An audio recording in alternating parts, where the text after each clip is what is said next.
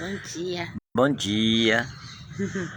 Hoje é dia 3 de janeiro, mais um dia que o Pai pede pra gente transmitir a oração da manhã aqui no jardim, né? Aniversário do meu irmão. Ah, Um beijo pro Lucas. Já. Acho difícil ele estar assistindo, mas enfim. já mandei parabéns lá pelo Facebook, tá lá. E a palavra dessa manhã, que a gente vai ler juntos, né? Com vocês. Tá no Evangelho de Marcos, capítulo 14. Que diz assim: Faltavam 2 dias para o início da festa de Páscoa, quando não se comia pão feito com fermento. Os sacerdotes principais e mestres da lei ainda estavam procurando uma oportunidade para prender Jesus secretamente e entregá-lo à morte.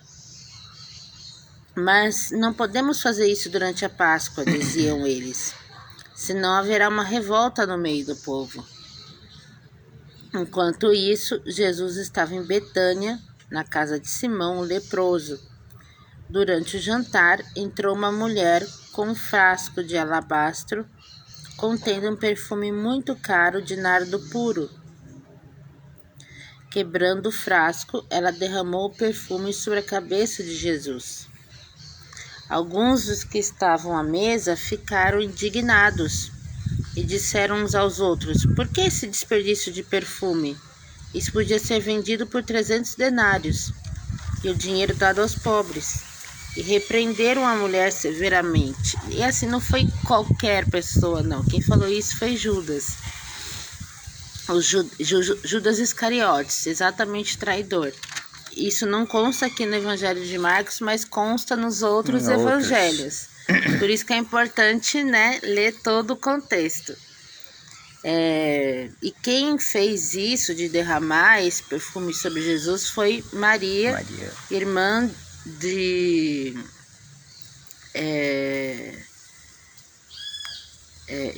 irmão de Lázaro, né?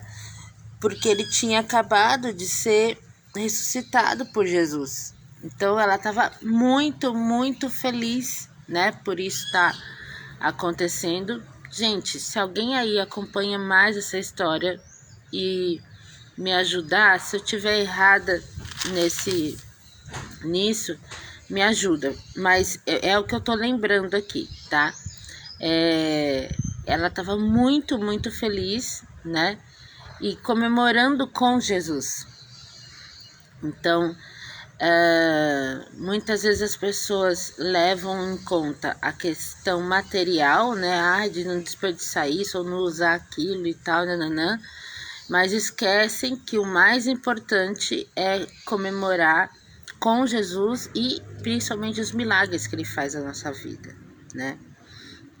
Tanto que Jesus disse: deixem-na em paz, por que criticá-la por haver feito uma coisa boa? Vocês sempre têm os pobres entre vocês, e eles necessitam grandemente de auxílio, e podem socorrê-los sempre que quiserem. Porém, eu não vou ficar aqui por muito tempo. Ela fez o que podia, e antes do tempo ungiu o meu corpo, preparando-o para o sepultamento. Eu afirmo a vocês que em todo lugar onde a boa nova for pregada em todo o mundo, o feito dessa mulher será lembrado. Então, Judas Iscariotes, um dos 12, foi aos sacerdotes principais para combinar como lhes entregaria Jesus. Quando os sacerdotes principais souberam por que ele tinha vindo, ficaram alegres e lhe prometeram uma recompensa. Então ele começou a procurar o momento e o lugar certo para entregá-lo. No primeiro dia da festa dos pães sem fermento, quando os cordeiros eram sacrificados, os discípulos perguntaram a Jesus onde ele queria comer a ceia tradicional da Páscoa. Eu acho linda essa passagem aqui, essa parte. Ele mandou 2 de seus discípulos a Jerusalém fazer os preparativos. Falou assim: quando estiverem andando para lá, disse-lhes ele, vocês verão um homem que vêm em sua direção carregando uma vasilha de água. Vão atrás dele. Onde ele entrar, digam ao dono da casa. O mestre pergunta: onde fica a sala em que eu e meus discípulos poderemos comer a ceia da Páscoa? Ele levará vocês para uma sala grande, toda arrumada, no andar superior. Preparem a ceia ali.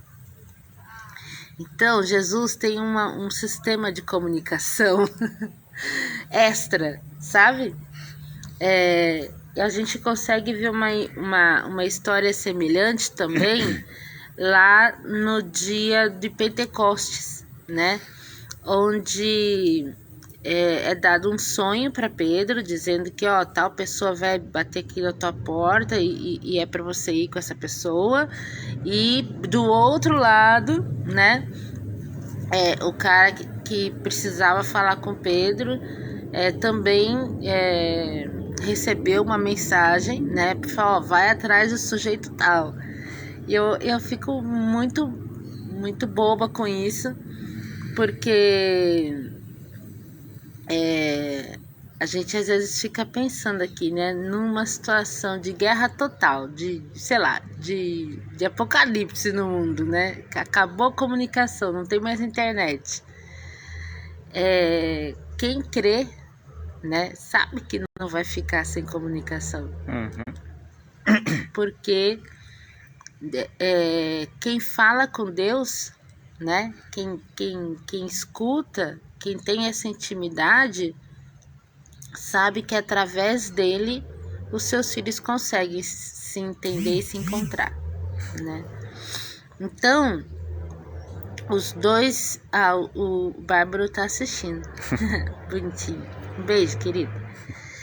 Então, os dois discípulos foram para a cidade, acharam tudo como Jesus tinha dito e prepararam a Páscoa. Ao anoitecer, Jesus chegou com os 12 e quando eles estavam reclinados à mesa comendo, Jesus disse: eu afirmo a vocês que verdadeiramente um de vocês vai me trair. Um de vocês que está aqui, comendo comigo. Uma tristeza enorme tomou conta deles e perguntavam-lhe um a um: por acaso sou eu? E Jesus respondeu: é um de vocês 12, um que está comendo do mesmo prato comigo agora. O Filho do Homem deve morrer, como os profetas declararam há muito tempo. Mas ai daquele que trai o Filho do Homem, antes ele nunca tivesse nascido. Enquanto eles estavam comendo, Jesus tomou um pão, deu graças e partiu-o. Depois deu a eles e disse: comam, este é o meu corpo. Depois tomou um cálice de vinho, deu por ele graças e lhes ofereceu. E todos beberam. Em seguida disse-lhes: isto é o meu sangue, derramado em favor de muitos, para firmar a nova aliança entre Deus e o homem. Eu afirmo a vocês que não mais provarei deste vinho até o dia em que beber com vocês o vinho novo no reino de Deus. Então eles cantaram um hino e saíram para o Monte das Oliveiras. Todos vocês vão me abandonar, disse Jesus, porque está escrito: ferirei o pastor e as ovelhas se espalharão. Mas depois de ressuscitar, irei para a Galileia e lá me encontrarei com vocês. Olha só. Então, ferirei o pastor e as ovelhas se espalharão. Então, nesse período entre a morte de Jesus e até ele ressuscitar, Jesus já estava avisando que a galera realmente, todos iriam abandoná-lo, né? Assim como, por quê? Porque as pessoas, a maioria, elas vivem pelo que elas enxergam. Então, ele morreu, acabou.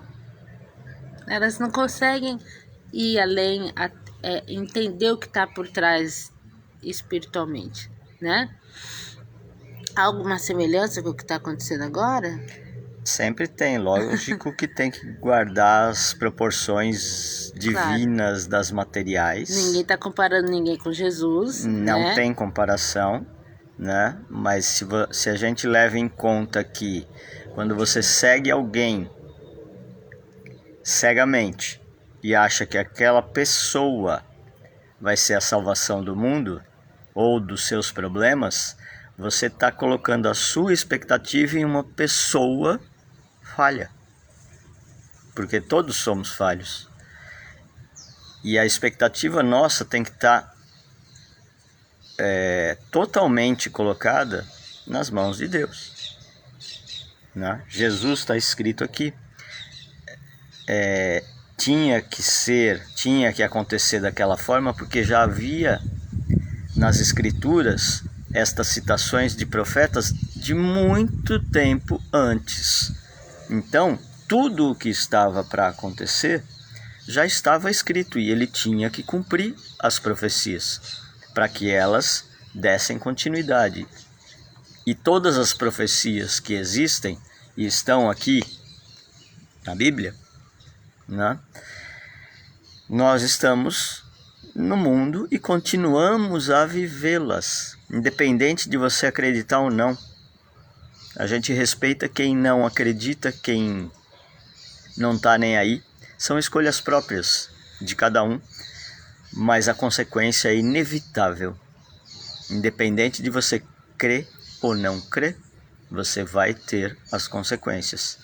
Não acredito na lei da gravidade, meu bem, mas se vocês pular daqui até o chão, você vai cair de qualquer jeito. Então, mesmo que você eventualmente conteste qualquer tipo de coisa que exista e já foi provada, independente de se material, espiritual, cientificamente e tudo mais, o que você contesta, se não tiver fundamento, você vai dar com a cara na parede. Mas tem uma única pessoa, ser, que pode fazer tudo, inclusive alterar tempo, espaço, leis, e é Deus, porque tudo é dele. E Pedro disse a Jesus, né? Eu nunca o abandonarei, não importa o que os outros façam.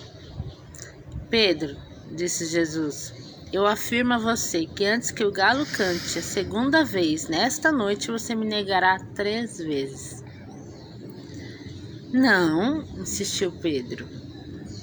Nem que eu tenha de morrer com o Senhor, eu nunca o negarei. E todos disseram o mesmo.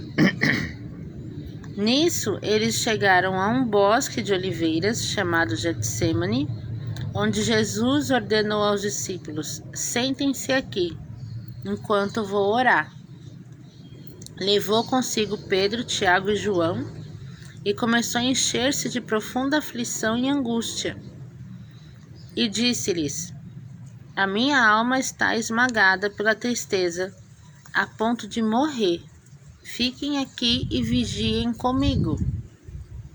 Então pensa, aquela pessoa que você ama, que você deixou tudo para seguir aquela pessoa, tá aflita, tá com uma aflição assim ao ponto de morrer. Fala, fica aqui, ora comigo, pede isso para você e olha o que acontece, né? Ele foi um pouco mais adiante, prostrou-se e orou para que, se fosse possível, a hora horrível que o esperava não chegasse. Pai, ó Pai, dizia ele, tudo é possível para o Senhor, afaste esse cálice de mim. Contudo, seja feita a sua vontade e não a minha. Então voltou aos 3 discípulos e os encontrou dormindo. Gente, Simão, disse ele a Pedro, você está dormindo? Você não pôde vigiar comigo nem mesmo 1 hora? Vigiem e orem para que não caiam em tentação, pois embora o espírito esteja preparado, o corpo é fraco. Falou uma vez. Ele retirou-se outra vez e orou, repetindo suas súplicas. Novamente voltou a eles e os encontrou dormindo, porque seus olhos estavam pesados, eles não sabiam o que dizer. Voltando pela terceira vez, ele lhes disse: Vocês ainda dormem e descansam? Basta, chegou a hora, e o Filho do Homem será entregue nas mãos dos pecadores. Venham, levantem-se, precisamos ir embora. Vejam, o meu traidor está se aproximando. Imediatamente, enquanto ele ainda estava falando, apareceu Judas, um dos 12. Ele chegou com uma multidão armada de espadas e cacetes, enviada pelos sacerdotes principais, mestres da lei e outros líderes religiosos. O traidor Judas havia combinado com eles um sinal. Vocês devem prender aquele a quem eu saudar com um beijo. Procurem levá-lo em segurança. Então, nem sempre aquele que está te traindo vai te dar um tapa na cara, né? Portanto, logo que chegaram, ele caminhou para Jesus. Mestre! Exclamou e o cumprimentou com um beijo. Então a multidão agarrou Jesus e o prenderam. Mas alguém puxou uma espada e feriu o servo do sumo sacerdote, cortando-lhe a orelha. Jesus lhes perguntou: Eu sou algum assaltante perigoso para que vocês venham assim armados para me prender? Por que não me prenderam no templo? Eu estive lá ensinando todos esses dias, porém essas coisas estão acontecendo para cumprir as profecias a respeito de mim. Então todos os seus discípulos o abandonaram e fugiram. Havia um jovem que estava seguindo a Jesus, vestido apenas com um lençol de linho. Quando a multidão tentou agarrá-lo, ele escapou nu, deixando seu lençol para trás. Observem que essa passagem do Evangelho de Marcos só existe no Evangelho de Marcos. Se você for ler no Evangelho de Lucas ou de Mateus, não fala desse Ele não rapaz. cita, né? É um mistério, é muito curioso. Sim. Quem é esse menino? Alguns dizem que é o próprio Marcos, né? Mas enfim, isso dá uma conversa só sobre isso. Jesus foi conduzido à casa do sumo sacerdote, onde todos os sacerdotes principais, os líderes religiosos e os mestres da lei se reuniram. Pedro seguia Jesus de longe, e então entrou pelo portão da residência do sumo sacerdote e agachou-se junto à fogueira entre os guardas. Lá dentro, os sacerdotes principais e todo o sinédrio estava tentando encontrar alguma coisa contra Jesus para poder condená-lo à morte. Mas seus esforços eram em vão. Muitas falsas testemunhas se apresentaram, porém se contradiziam umas às outras. Finalmente, uns homens se levantaram para testemunhar falsamente contra ele e disseram: Nós o ouvimos dizer: Destruirei este templo feito por mãos humanas e em 3 dias construirei outro, não feito por mãos humanas. Mas mesmo nessa hora eles não conseguiram ser coerentes no seu depoimento. Estavam querendo acusar ele de arruaceiro, né? Tipo, ele vai destruir o templo, sendo que ele estava falando do próprio corpinho dele, né? Uhum. Que sim, o nosso corpo é templo de Deus, né? Sim. Então, o sumo sacerdote levantou-se diante deles e perguntou a Jesus: Você se recusa a responder a esta acusação? Que tem a dizer em sua defesa? Mas Jesus não deu nenhuma resposta. Então o sumo sacerdote perguntou-lhe: Você é o Cristo, filho do Deus bendito? Jesus disse: Sou. E vocês verão o Filho do Homem assentado à direita do Deus Todo-Poderoso, vindo com as nuvens do céu. Então o sumo sacerdote rasgou as suas roupas e disse: Para que esperar por testemunhas? Vocês ouviram sua blasfêmia. Qual é a sentença de vocês?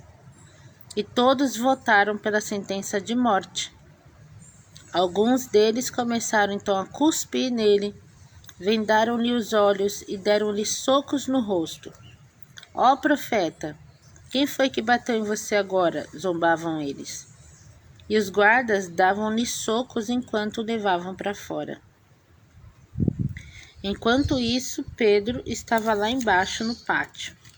Uma das criadas que trabalhavam para o sumo sacerdote passou por ali. Ela viu Pedro aquecendo-se na fogueira, olhou bem para ele e disse: Você também estava com Jesus, o Nazareno. Pedro, porém, negou, dizendo: Eu não sei o que você está dizendo, e saiu para o canto do pátio, primeira vez. Nessa mesma hora, um galo cantou. A criada o viu de pé ali e começou a dizer aos outros: Está ali, ele é um deles. E Pedro negou outra vez. Um pouco mais tarde, outros que estavam ao redor da fogueira começaram a dizer a Pedro: Você também é um deles, porque é da Galileia. E ele começou a praguejar e a jurar: Eu não sei nem quem é esse homem de quem vocês estão falando. E imediatamente o galo cantou pela segunda vez. Então as palavras de Jesus voltaram à mente de Pedro: Antes que o galo cante 2 vezes, você me negará 3 vezes. E ele começou a chorar. Essa é uma passagem marcante, né, da principal acontecimento de Jesus, né, e o que estava escrito mesmo, né, que é a Páscoa, que a gente sempre comemora o renascimento. Então, quando o Pai sempre coloca, e a gente já leu essa passagem inúmeras vezes, né, e cada vez que ele coloca é para a gente se sentir renovado, né? Por mais que nós tenhamos aflições, medos, angústias e saibamos que a gente vai passar por alguma dificuldade, nada nessa terra é permanente. Tudo se transforma, né? Tudo se modifica, tudo se renova, principalmente, né? Isso até a natureza faz, sabe? As folhas caem, elas viram adubo para a terra, nascem outras plantas, é automático.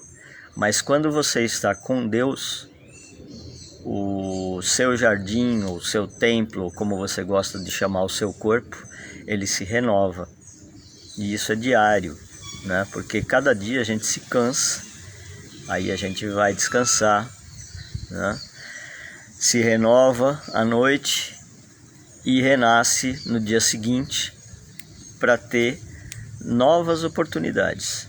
A transformação que Jesus causa na gente, ela não é só espiritual, é física também. Sim. Emocional. Por isso que ele falou, e é simbólico na Santa Ceia, né? Esse é o pão, né? Esse é meu corpo e o vinho, esse é meu sangue. Sim. Porque toda a sua carne vai estar embebida, né, num sangue novo. Uhum. Ele purifica todo o nosso corpo através do nosso sangue. Essa ficha me caiu uma vez exatamente durante a Santa Ceia na igreja, né? E é engraçado que tem aquela passagem que ele tenta explicar isso para os fariseus, né? E eles achando... Como assim? O cara é canibal, que a gente coma ele? Não foi, foi pro povo mesmo. Não, tiveram também os fariseus, os homens das leis, né? Achando, como assim, né? Eu tenho que comer a sua carne, beber o seu sangue, tipo, eu vou virar o quê? Ou canibal, ou... Igual Nicodemos, né? Como assim vou voltar pro ventre da minha mãe e vou ter que nascer de novo para ser salvo? Porque a gente simplesmente tem a visão literal das a visão coisas, rasa, né? Humana, daquilo que você enxerga com seu olho, e não na parte espiritual, de que quando ele diz para aquela mulher, logo no início da sua vida profética, né? Ministério dele. Do ministério, no caso, quando ele foi falar com aquela mulher ao meio-dia, a samaritana, né? Samaritana, pedindo água e dizendo: você não sabe com quem você está falando. Se você soubesse, você beberia da água que eu dou e nunca mais teria sede. A mesma coisa, comer do meu corpo, beber do meu sangue, vocês não vão mais sentir sede, sentir fome. Por quê? Ele está falando do Espírito, né? Se fortalecer no Pai. Sim. É isso que a gente está precisando. E tem 2 pontos muito importantes de ser levantado nessa passagem, né? A primeira, e muito grave, traição, sabe? Isso acontece diariamente na vida de todos nós. E muitas vezes nós traímos alguma pessoa que colocou a expectativa dela em nós. E como eu disse no início, todos nós somos falhos e ninguém pensa igual o outro. Então muitas vezes o que a gente está pensando na nossa visão rasa é uma traição para outra pessoa que esperava e tinha uma expectativa diferente do que a gente ia fazer. Então a primeira coisa que a gente tem que fazer é deixar a nossa vida em Deus e conversar com as pessoas e não tirar as suas... Alinhar expectativas, né? Não ter assim perspectiva sem conversar com a outra pessoa, né? Então muitas vezes eu com a Lígia, a gente começa a conversar e ela fala uma coisa, eu falo, mas não é nada disso que eu estou falando. A perspectiva e o ouvido dela escuta aquilo que a cabeça dela tem para montar o quebra-cabeças da visão dela. E muitas vezes a forma que eu estou tentando explicar para ela não casou, tá? Então a gente tem que sentar e entender. E vice-versa, muitas vezes... Às vezes também, quando ele explica da terceira, 10ª vez, aí eu... Mas era exatamente isso que eu tava falando. Só que aí você tem que pedir pro pai, as minhas palavras não estão chegando corretamente, ou não estou tendo o discernimento e a forma de falar correta para o ouvido e para a mente daquela pessoa que está escutando. Então, faça a minha palavra chegar com clareza na outra pessoa. É o que a gente pede sempre aqui, quando a gente vai gravar, porque quando a gente começou, o maior medo que a gente tinha é a responsabilidade de você transmitir a palavra divina. Ele não erra, mas a gente erra. E ele falava, vocês vão estar aprendendo juntos. Não, e detalhe, não é só o que você fala, o que o outro entende. Também existe um caminho no meio dessa estrada até a mensagem chegar, que muitas vezes pode ser bloqueado, distorcido. E que trata-se de questões invisíveis, sabe? De setas do mal. Quantas vezes eu já consegui detectar na minha história, sabe? Situações que aconteceram comigo, que a minha memória gravou de uma determinada forma, tá? Mas depois de anos conversando com fulano, com ciclano, com beltrano, não, Lígia, não aconteceu desse jeito. Foi assim, assim, assado. Gente, mas eu gravei de outro jeito.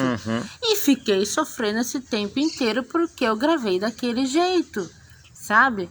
Então, por onde que... E ontem eu vi um vídeo que gravei essa informação, né? Por onde entram quais são as 5 portas, né? Que fazem a gente se conectar com esse mundo material? São os nossos sentidos. O que então o inimigo usa, né? Para enganar a gente, né? E para fazer uma pessoa também se desentender com a outra. São os 5 sentidos. Então a gente tem que ficar atento com tudo que a gente vê, com tudo que a gente escuta, com tudo que a gente fala, né? Tudo que a gente consegue captar. Um segredinho para isso, né? Que a gente tem colocado em ação, e não é sempre, às vezes a gente esquece também, tem que lembrar mais, todas as vezes que você vai conversar com alguém, ora antes. Pai, por favor, protege essa conversa. Entendeu?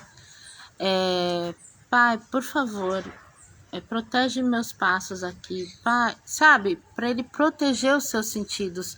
Para você entender aquilo que realmente a pessoa quer que você entenda. Para que você também seja entendido, né? Para que você veja o que realmente, a realidade, a verdade, e não aquilo que a sua cabeça criou, tá?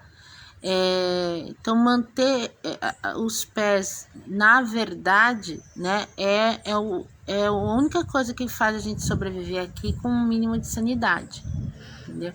Mas se não pedir essa proteção, fica um pouco difícil. Então, só completando, tinha falado 2 pontos. Primeiro é traição, né? E é muito grave, porque na própria palavra, quando você vai procurar, né? E inúmeras vezes já aconteceu e vai continuar acontecendo até Jesus voltar, é que todos os traidores vão ter que sentar frente a frente e vão arcar com as suas consequências. Mas muitos destes, né, que existem, lógico, a gente costuma dizer pecado pequeno, pecado grande, é tudo pecado. Mas existem consequências de um pecado pequeno, tipo, estava com fome, fui numa padaria e roubei um pão. É errado, você pode ir lá e pedir. E uma outra pessoa fazer uma coisa muito pior, que gera uma consequência gigantescamente grande, como guerras e outras coisas piores, né? Como a gente descreveu ontem, né, de matar criança. Exato, né? Então, esse tipo de traição, Jesus costuma pontuar isso nas passagens. E antes dele mesmo, algumas citações que nós já lemos, aonde Deus mesmo falava para os profetas: este traidor vai cair na sua própria armadilha. Estejam em mim e vocês estarão protegidos. Então, ninguém que segue o que Deus coloca na vida e transfere isso tudo, não só viver a palavra, mas transmitir a palavra, é um peso grande, mas faça isso com amor, com coração, porque as coisas ruins vão continuar acontecendo, só que elas não vão te alcançar do jeito que o traidor queria. E eles mesmos vão cair nas suas próprias armadilhas, porque o Pai disse, e a palavra dele sempre é reta, né? O segundo ponto é sentimentos. Um ponto muito sério ali, quando Jesus se afasta e pede para os 3 apóstolos: fiquem aqui montando guarda comigo, que eu vou ali à frente e vou orar. Naquele momento, naquela oração dele, ele coloca o sentimento, porque ele era 2 em 1, vamos dizer assim. Ele era 100% homem e 100% espírito. Deus, né? E aí, o lado homem vira para o pai e fala: Pai, afasta de mim esse cálice, porque ele sabia o peso que estaria ali e que ninguém, a não ser ele, iria aguentar. Imagina você saber do pecado de uma ou de outra pessoa, ou do seu, ao invés de você levar para a cruz o pecado de toda a humanidade. Pagar por ele. Não dá para imaginar. A dor física que ele sentiu foi muito insignificante perto dor emocional. dessa dor emocional, né? E ele, como homem, sabia da dificuldade, da dor, e ele pediu: Pai, afasta de mim esse cálice. Mas, e tem sempre o mas, seja feita a tua vontade e não a minha. Então, para seguir as profecias e dar continuidade a todo o processo de evolução que a Terra, o homem, né, a criação precisava, e existir essa nova aliança que foi criada, e a divisão entre o Antigo e o Novo Testamento, foi exatamente a cruz, né? Então, esses dois pontos são muito fortes e a gente precisa prestar muita atenção, né? Pedir a proteção divina para afastar de nós todo o mal, principalmente o mal que está ao nosso lado e age sorrateiramente, nos tentando passar a perna, né? Em qualquer lugar, no serviço, em amizades, em negócios, em família, porque existe bastante. E muitas vezes não existe a profundidade de saber que aquilo está acontecendo, até que tudo vira uma guerra tão grande que você fala: como começou isso? E se você vai ver, foi um simples ciúme, uma inveja, Uma ferida mal curada, uma falta de conversa, né? Que levou o copo a se encher de tal forma até transbordar, e aí você perdeu o controle, porque você estava querendo simplesmente controlar tudo com o seu discernimento humano, que é tão limitado, igual ao nosso, e não deixando tudo nas mãos do Pai, né? E é isso, gente. Nossa, eu tava tentando lembrar de uma passagem agora. Ah, tá, lembrei. Tem uma passagem no livro dos profetas, eu não sei se é Isaías, provavelmente, que fala assim: o homem que sempre fez tudo certinho, em determinado ponto, pecou, mas não se arrependeu, esse não será salvo. Agora, aquela pessoa que pecou a vida inteira, fez tudo errado, mas se arrependeu de coração, né? E aí fez uma coisa, né, certa, esse será salvo. Depois eu vou pegar essa passagem certinha para compartilhar aqui. Então, assim, traidores, pecadores, todos somos. Eu consigo lembrar de mais de uma vez em que sim, eu traí confiança de alguém que gostava de mim, que alinhou, que não era só uma questão de criar expectativa, não, entendeu? Que foi falta de vergonha na cara da minha parte mesmo, entendeu? E graças a Deus eu tive a oportunidade, através da minha redenção, de me arrepender, e não só pedir perdão para a pessoa, mas pedir perdão para Deus, porque quando a gente faz algo para o nosso irmão, primeiro a gente está fazendo para Deus, né? Então, agora o contrário também existe, né? De pessoas que assim, realmente não incorreram em tantas vezes, né? De agir dessa forma, mas uma ou outra vez que pisou no tomate, além de não se tocar que tá pisando no tomate, não se arrepender, aí fica difícil, né? A palavra diz que o importante realmente é a consciência, entendeu? E arrependimento, acho que eu já falei isso em outro vídeo, mas vale a pena falar, arrependimento é diferente de remorso. Sim. Remorso, você, não deveria ter feito, sabe? Mas a sua atitude não muda e você corre o risco de ir lá e fazer de novo, entendeu?